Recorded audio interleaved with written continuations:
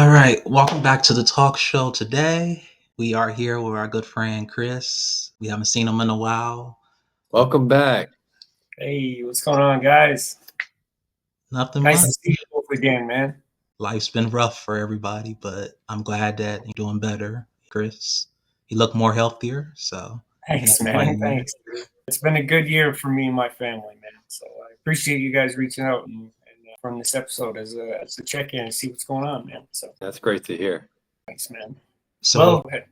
how life has been for you, Chris? Last time we talked, it was a little bit of a struggle with the kids. So it seems like things is going a lot better now. So for a little bit of background, guys, I used to do to co-host the show with Duran and Lane here, and I stepped back to plug in with my family and to do a side project that I'm working on with a friend. But what Duran is talking about is me, my son, and my daughter were stuck in some conflict in our house, and it was affecting my son at school in a massive way.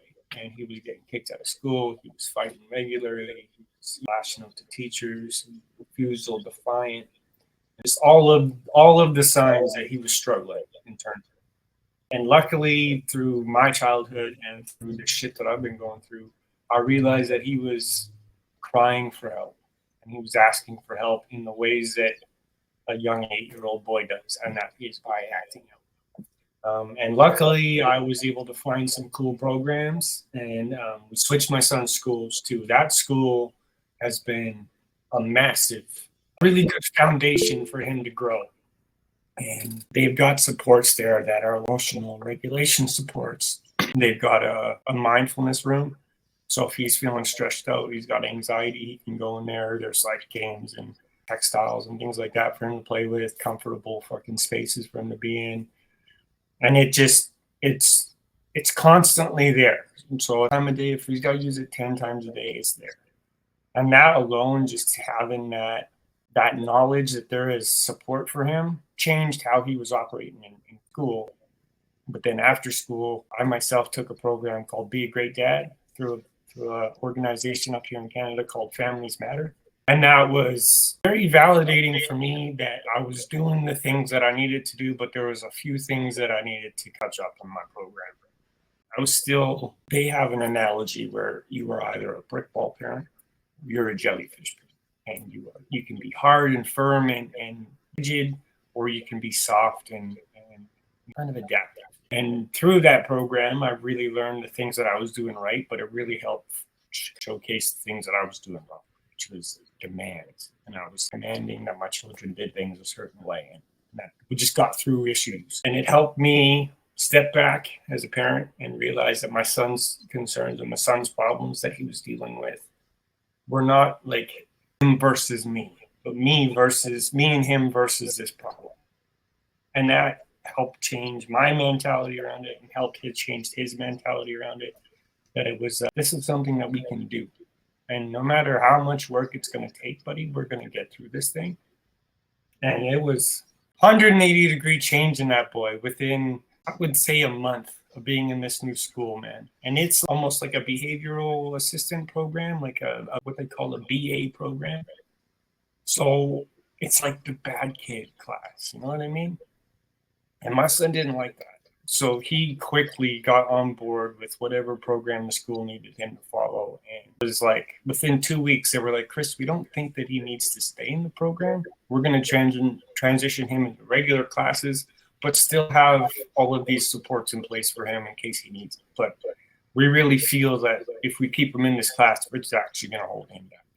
So they put him into the regular class, but still in that school.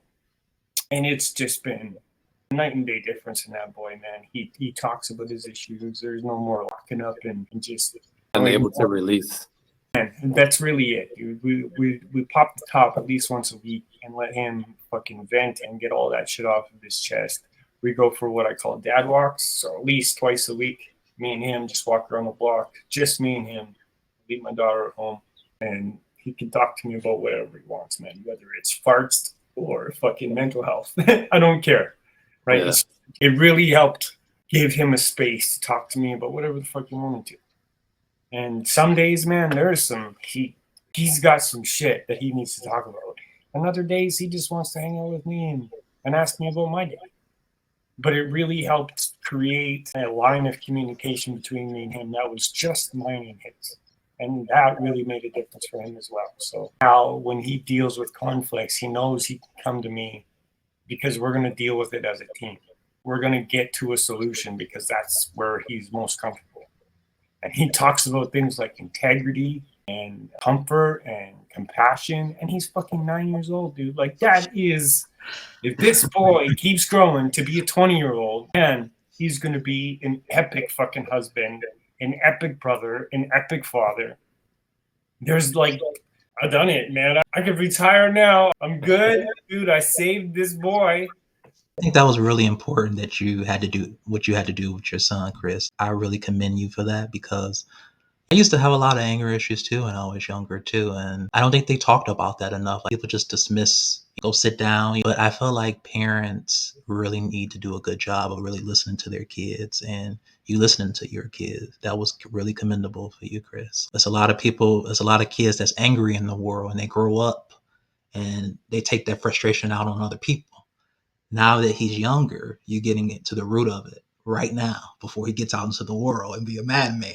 So it's like, for parents, you think about the kid, they have everything and they have so much more than I had. So there's nothing for them to be angry about without really diving into it. Like, the kid doesn't know your life growing up as the parent, right? The kid doesn't know how you grew up. They don't know that. They just know life right now. This is the most important thing for them. And I keep having to me and my wife tell each other this all the time. It's like, some things that she'll want your daughter to do the way she did. And I would say, well, she's not growing up in Malaysia like you did. She's growing up here in a very nice area in Virginia. And then it's the same for me. She'll be like, don't be so strict on the boy. You shouldn't teach him how you grew up. So it's both ways that we have to be reminded of that. But Chris, I wanted to ask, because maybe there's other guys who are going through the same thing with their kids. So one key thing here was like, you found a line of communication with him, but finding or moving schools, that could be rather difficult sometimes depending on how you live. And granted, everyone knows, like, you're in Canada, so it may be different from here, but here our schools are based on where you live. Yeah. And it's very hard to move to another school. So how did that come about? So that was largely initiated by the school, but the idea came because there was such an impasse between what the school was willing to do and what my son needed. And it was so clear that they were just unwilling to do this extra work to get him the support that he needed. And I was unwilling to not let that go on. You know what I mean? We were at an impasse, and it was like, I'm either going to fucking burn this bridge down or I'm going to rebuild it, whatever I need to do. But this boy needs help, and he needs help now, not 6 months. We're not waiting until the end of the year. This shit's happening now. And they're like, well, we're not willing to do that. I even went and found them a program that moves into schools and helps the schools adapt to a more mental health aware program for these kids. And they were like, we don't want to do it. I was like, but there's a grant that comes with it. They'll pay you to be in your school to help. And they're like, no, we don't want that. And I was like, well, clearly my son needs to go somewhere else. So that's what we did. And when you get into a conflict with the education system like that, usually they give you a liaison or somewhat of a mediator between you and the school. So you're not dealing with the principals or the teachers, but the representative of the education system. So once we had that meeting, then I explained, like, my son has needs. They don't want to meet them. They just want him medicated. I'm not willing to do that. So where do we go from here? And then that's when they came up with this program. It's called the Bridges Program. And which is funny because I said, like, we need to get over this gap. And the funny thing is that the program is called the Bridges Program. Universe speaks to me in these little signs, man, and that was my sign that it needed to happen. So that was the thing, and I just went fucking 2 feet in, and I dove into that. And like I said, the school program itself was a huge enough change in my son that could have been it for our family. Like, we could have pulled out and said, hey, man, just the school's good enough, and I didn't need to do any work. But I seen signs in my son that he had needs, those weird emotional triggers and the refusal to talk about things that are bothering him, and not really understanding his feelings, that concerned me. That was something that I needed to work on him with, and that was something that I didn't want him to grow into teenagehood being comfortable not talking about his feelings. I wanted to ask you, Chris, what do you think what was the cause of his anger? What do you think triggered all? From what me and his psychologists have come down with, the parental alienation and the stress between the households is my son's number one conflict. If he hears negative talk about our household, it really pulls him into a negative space because that's his parents, right? And that helped me understand myself that there's no negative talk about mom or her fiance at my house. Do not speak about them negatively, even when there's negative shit happening. I can speak about that thing in an emotionally regulated way. So that was something that I did for myself, is I never speak bad about his mom, even when she's fucking around and she's making things stressful for me. And it has not been easy. She has made this thing very difficult. The refusal to co-parent is not easy, but that's what we need. My kids need support. They want a co-parent relationship where they're at my house and we're flying past mom's house one day, just on our way out. I just pull over at mom's house and say, hey, go give mom a hug. We're close. Go do that shit. That's how I want to be. That's the kind of co-parent I want. That's the relationship I want. She refuses that. She does not want that.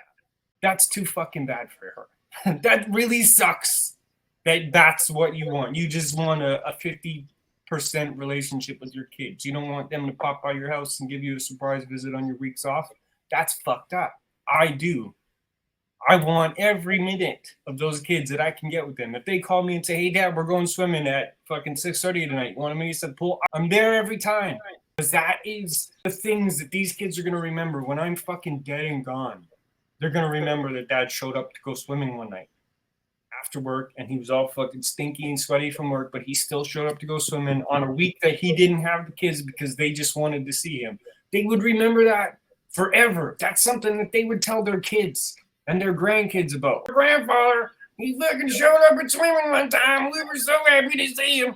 That is a generational positive thing. People talk about generational curses, but you can also give your family generational blessings. And it's so much more than money, right? Money is fucking just the tiniest little ridiculous thing that we deal with. But if you learn to trade in compassion and love with your family members, you are filthy fucking rich, man. Filthy rich. You will always have every bit of happiness you could ever need. Money doesn't fucking matter.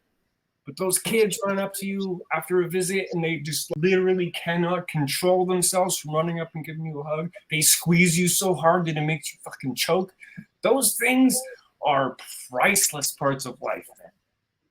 Go out, stop chasing that paper. Go out and chase those fucking memories and those moments, because that's everything. That's everything. That's why we're doing all this shit, man. No, that's amazing to hear. And I think about similar things with my son. And I recently had struggles last 2 years in school. And now, so he's going to be back in the first grade again instead of going on to second grade. Part of it is the behavior. And then also he's so young. He was the youngest kid in the class. So it's like maybe helpful for him if he's the oldest kid in class. Sorry, he's trying to creep in right now. Go. All right, Duran, make sure you cut that out. I wanted to shift the conversation to, how did that affect your mental health, Chris, with dealing with your son and maybe stresses from the job? What coping mechanism did you implement to help you to keep your sanity? You know what I mean? Because when we talk about sanity, it's a lot of pressure from jobs, from external forces. The world is chaotic right now. What coping mechanism did you do to kind of help yourself and pull yourself up out of all of that chaos and confusion that was going on in your life? I think for me, there was, again, we got to an impasse with the school, but I was also at an impasse in my life that I no longer wanted to live in this uncomfortable realm that we were in, where money is hard and life is stressful and everything is negative and everything is uncomfortable all the fucking time. It's like, I just surrendered, man. I literally surrendered to the universe and said, whatever I need to do, whatever path I need to be on, make it clear for me and set me on it. stop making it so fucking confusing for me and just tell me what I need to do. Show me the path more clear. And I woke up in the morning and the path was more clear. It's just how it was, man. And I know that sounds hokey as fuck, but the universe will respond to your energy. If your energy says, that's it, I'm done living like this, it will respond in a way that helps see that right path for you. And for me, I was tired of being fucking angry. I was so angry. I was so just tired. It was exhausting being that pissed off all the time. Pissed off at what? Pissed off at what, man? I got 2 beautiful fucking kids. I have an amazing life. I'm healthy. They are healthy. We don't have any health issues. We are perfectly healthy. We've got bills paid. We've got our rent paid. What do I need? What am I so angry about? Everything that I want in life, I actually have. So that abundance that I was chasing was actually here. And I was chasing dollars, and I was chasing cars, and I was chasing this imaginary life, when all I really wanted was just peace for me and my children. And that abundance is all that I need. That's literally it. Just having a comfortable day with my kids, where there's like no stress, there's no conflict, no anger, there's no fear, there's no timidness, there's just open communication, love, compassion, laughter, excitement. Night and day change, man. It was me creating all that stress in my house. It was me creating the chaos. It was me creating the fucking negative energy, because I am an empath and I am what's called a manifesting generator. So when I think negatively about something, negative happens. When I think positively about something, positive happens.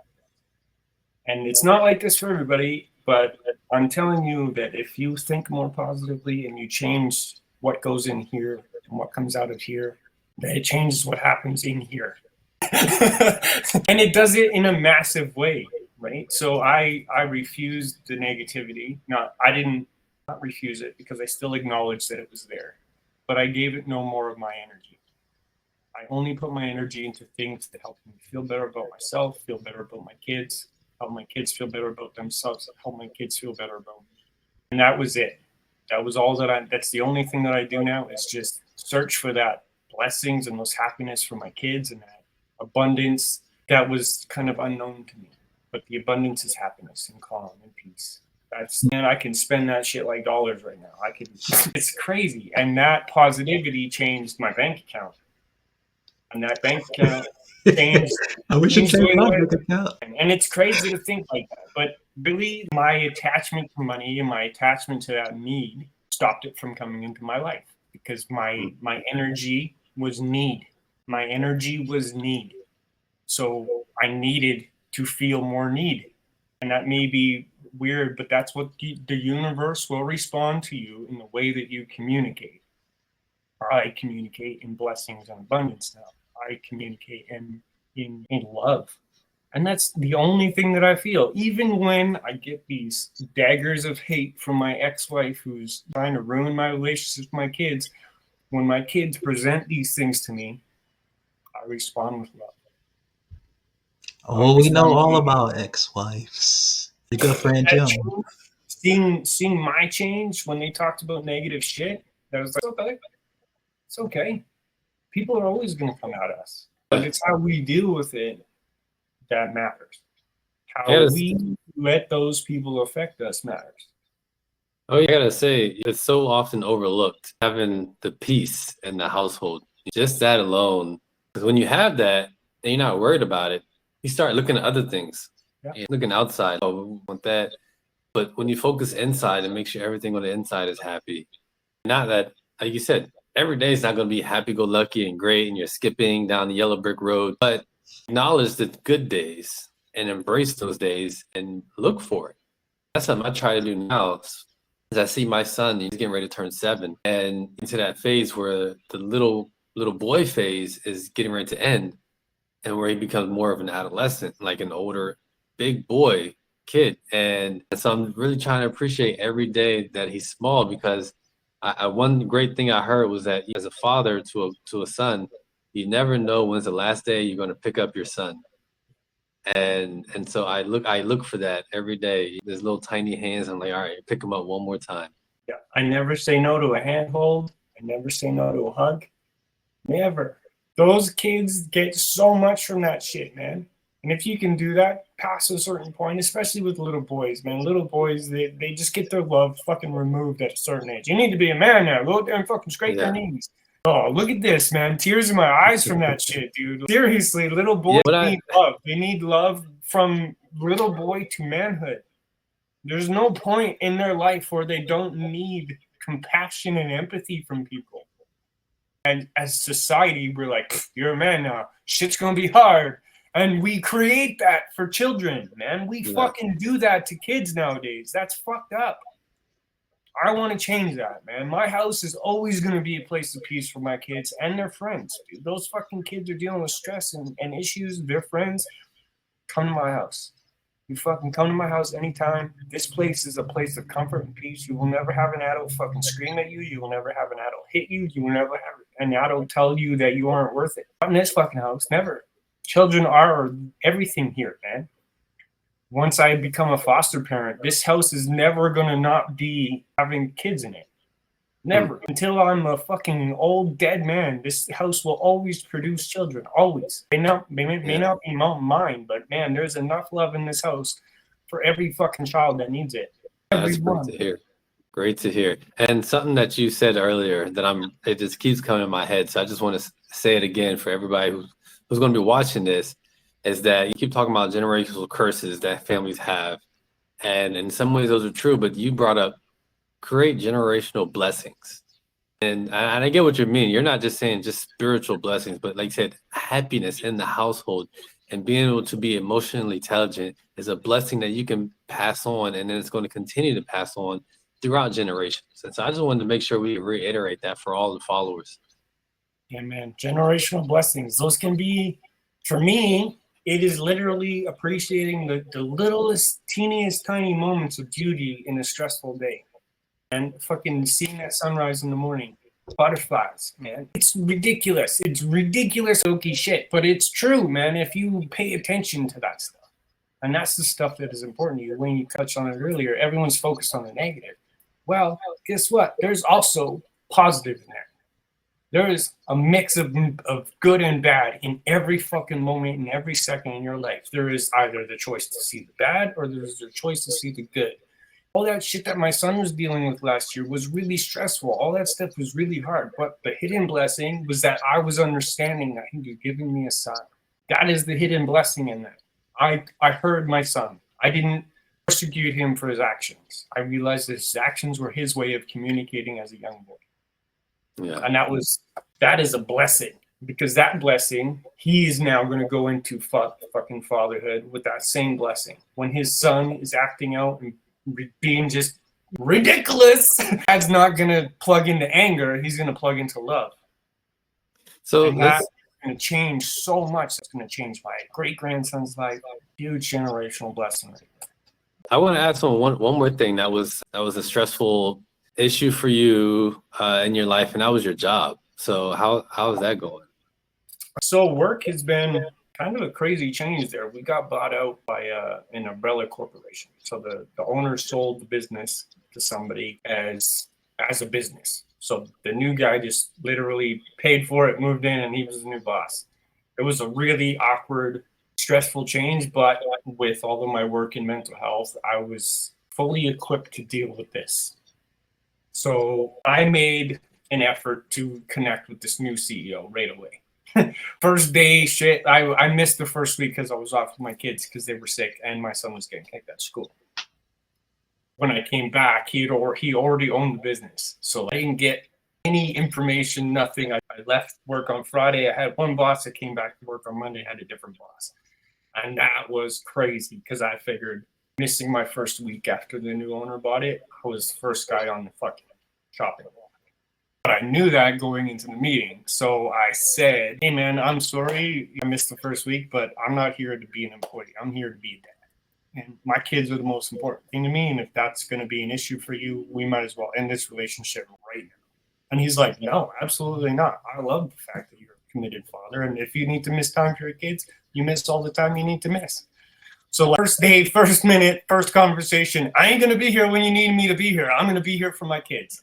And he was like, I get that. It's totally No, that's cool. great. I respect that. And that was huge. The next thing that happened 2 weeks after he took over the company, there was like, because I was at the time a safety coordinator, and there was a bunch of issues with safety in the shop. So I was trying to get things handled, and things were not getting handled. And there was a blow up with another employee. And we were almost at fisticuffs. It was bad. And not by my choice. It just how it happened. But there was screaming and yelling and all this altercations, conflict. Again, me and this guy were sitting in the CEO's office on the chopping block, ready to get fired. And it was a conversation about emotional regularity and the fact that I deserve to come to work and be in a happy, comfortable workplace, and that people shouldn't be coming at me with heaters and coming into my area with conflict and expecting me to deal with it in a patient way. Right? When I come to work, I put on a helmet, and that helmet says, get the fucking job done and get out of here. You come at me with some shit, you are creating a conflict that you don't want to deal with. Man, I am a very emotionally regulated person until you come at me with some shit. Then I can go gangster real quick. And that's where it went, man. And I was able to talk to the boss, communicate where I was coming from, again, because I've worked on myself for the past year, for the past 4 years, and really understood who I was and my authenticity. And I could speak to my integrity in those meetings. And that's literally what I did. I said, hey man, I came to work, I was in a good mood, I cheered up my coworkers, I made coffee. Then this guy came in my area and fucked with me. You want the smoke, you're gonna get it. And he was like, I understand where you're coming from, but when it comes to workplace conflict, we got to deal with things in a more emotionally regulated way. I said, perfect, I'll come and get you next time that happens. And it smoothed over right away. Within a couple of weeks, I got my first raise from him, which was significantly more than I'd ever made from that company in the past. So you was trying to get that for a while. And I was literally fighting for an extra dollar from my old boss. And this guy comes in after 2 conflicts, like literally 2. This guy could have been fired, comes at me with a raise. And I was like, I like that. Oh, So yeah. then I plugged in and started working harder, because that's what I do. I mean, you're going to give me Absolutely. more money, I'm going to do the job better. And that turned into another raise and another promotion. So because the company's growing so much, we bought another building, and we moved my operation from where everybody else is working to my own shop. So I get like me and 2 other guys, we got our own space where we crank our own tunes and we just make our own products there.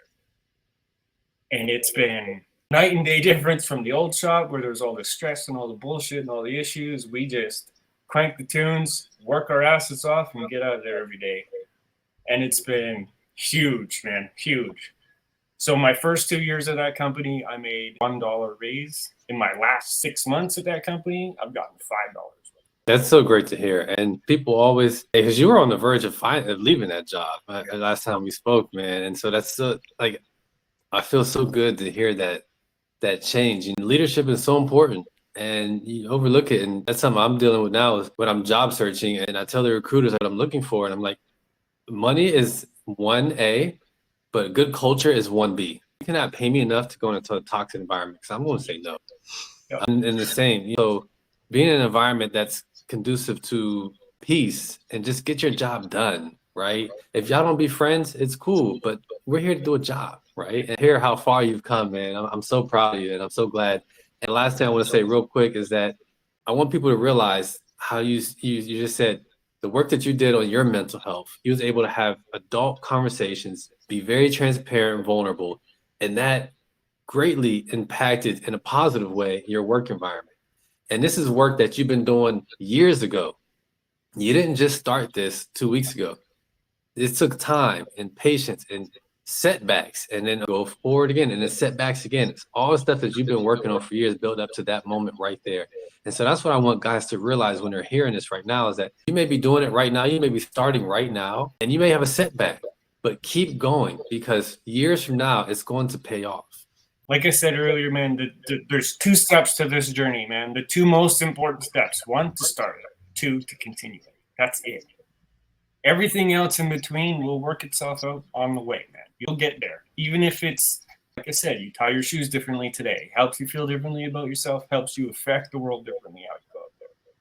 It's all compounding, man. And eventually, like I said, I didn't realize how much work I was doing when I was doing the work.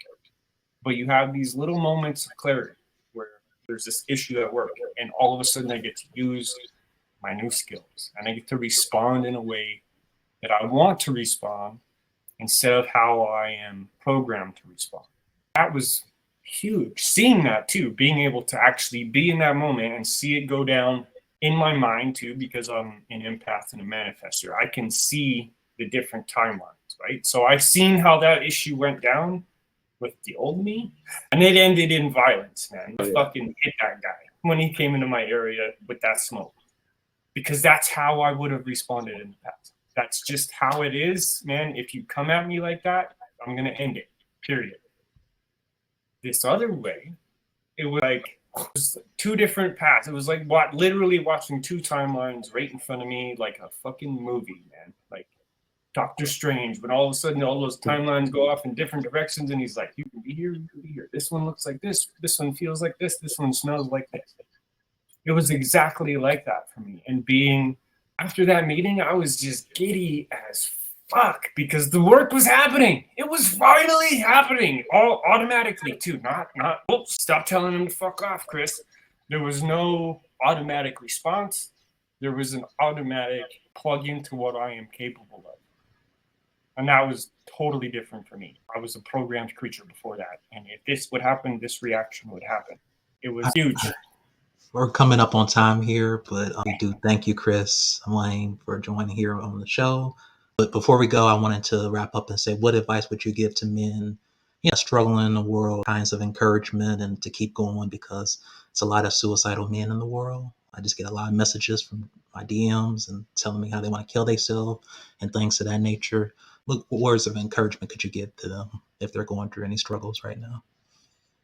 It is going to get better, man. Believe me, I was on the end of the road myself just a few years ago. And look at where I am now. Look, you can feel the energy coming off of me in this conversation. Man, for all those viewers out there who are struggling, you can get to this place where I am at right now. And it is by consistent work. Every day is going to be hard, and every day is going to be a little bit different, but it does eventually get easier. I'm telling you, it really does. But you have to want it. You have to go out there and you have to do it.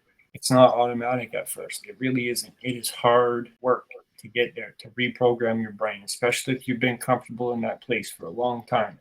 If you've been in that place for 30 years, it is going to take some time to change how you operate and change that. Don't stress about when. Just know that it's going to happen. Right? Don't worry about the result. Don't worry about getting that end conflict to happen automatically. Just put in the work and it will get there. I promise you it will get there. You just have to do it. That's it. It does get easier. Believe me, brothers, it does get lighter. Life gets more comfortable, man. All that positive energy out there, literally, you will just bathe in it. That will be all you consume in just a short matter of time. And just give yourself some grace. And out there, please be graceful with yourselves. Just give yourselves a little bit of love and compassion. Give yourself some time to get healed. One brother to another. I love you both, man. Thank you guys for having me today, dude. This was great. It was so insightful, and I wish we had more time because some of the things you went on, like, we could have went down a whole other rabbit hole with some of the other things you talked about. But I just hope that the guys who watch this really take into account what you were saying, and they go back and watch our first episode and see where you were at then and see where you are now. And TV time or whatever, it's very short, right? In the whole scheme of things, like, it wasn't short for you, right? You went through it, but we can learn from each other's experience. And so a guy watching this can go back and see our first couple episodes and see now and learn from the experience of things that you're talking about. And what we consistently talk about and preach about on this show is that men need a mental health space, and this is it for them. And it's always someone to reach out to. And you're not going through all these struggles alone. There's always somebody who's going through it with you and who's willing to walk through it at the same time.